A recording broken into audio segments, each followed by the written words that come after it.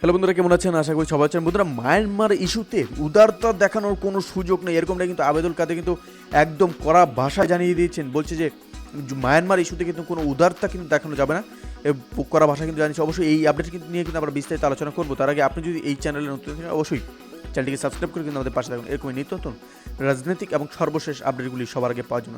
তাহলে চলো বন্ধুরা, শুরু করা যাক। মায়ানমার ইস্যুতে আর উদারতা দেখানোর সুযোগ নেই বলে মন্তব্য করেছেন আওয়ামী লীগের সাধারণ সম্পাদক ও সড়ক পরিবহন ও সেতুমন্ত্রী আবেদুল কাদের। তিনি কিন্তু বলেছেন যে কোনো অবস্থাতেই বাস্তুচ্যুতদের ঢুকতে দেওয়া হবে না, সেখান থেকে নতুন কেউ বাংলাদেশে এলে তাকে গ্রহণ করা হবে না। আজ কিন্তু সোমবার দুপুরে ধানমন্ডিতে আওয়ামী লীগের সভাপতি শেখ হাসিনা রাজনৈতিক কার্যালয়ে আয়োজিত সংবাদ সম্মেলনে ব্রিফিংয়ে কিন্তু সাংবাদিকদের প্রশ্নের জবাবে এইসব কথা কিন্তু আবেদুল কাদের বলেন। আর আওয়ামী লীগের সাধারণ সম্পাদক আবেদুল কাদের বলেন যে মায়ানমার ইস্যুতে স্বরাষ্ট্রমন্ত্রী যা বলেছেন সেটি আমাদের সরকার ও দলের বক্তব্য। ঘটনাস্থলে কিন্তু আশেপাশের কয়েকটি গ্রাম নিয়ে আমরা উদ্বিগ্ন এবং পররাষ্ট্র মন্ত্রণালয় নিশ্চিতই এই ব্যাপারে কথা বলবে।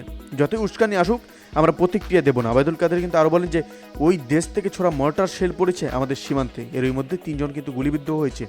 আবার আকাশ সীমান্ত লঙ্ঘন করেছে, তাদের নিজেদের সমস্যার কারণে কিন্তু আমরা সমস্যার সম্মুখীন হব কেন, এরকমটা কিন্তু তিনি জানিয়েছেন। যে মায়ানমার প্রসঙ্গে জাতিসংঘ ও চীনে উদ্যোগ নেওয়া উচিত উল্লেখ করে আবেদুল কাদের বলেন যে এখানে কনফ্লিক্ট অফ ইন্টারেস্ট তাদের নিজস্ব, তবে তা পাশের দেশের জন্য যাতে আতঙ্কের না হয় এটা তাদেরই দেখতে হবে। এই ব্যাপারে জাতিসংঘের হস্তক্ষেপ প্রয়োজন। চীনের রাষ্ট্রদূতকে কিন্তু অলরেডি কিন্তু আমাদের প্রধানমন্ত্রী এবং তা বলেছেন, রাষ্ট্রদূত কিন্তু বলেছে, এবং কিন্তু যেহেতু মায়ানমার চীনের কথা শোনে তাই কিন্তু তাদেরও ভূমিকা রাখতে হবে। বাংলাদেশ সহযোগিতার আহ্বান জানিয়েছে কিন্তু চীনকে। সমুদ্র এই ছিল আমাদের একটা ছোট্ট আপডেট যেটি আপনাদের সামনে তুলে। অবশ্যই এই আপডেট সম্পর্কে আপনার কি মতামত এবং আবেদুল কাদের যেটা বলেছেন এই সম্পর্কে আপনার কি মতামত সেটি কমেন্ট করে জানাতে বলবেন না। ভালো থাকুন, সুস্থ থাকুন, ধন্যবাদ। দেখা হচ্ছে পরবর্তী নতুন একটি কোনো ভিডিওতে। আপনি কোথা থেকে দেখছেন অবশ্যই সেটি আমাদের কমেন্টে জানিয়ে দেন।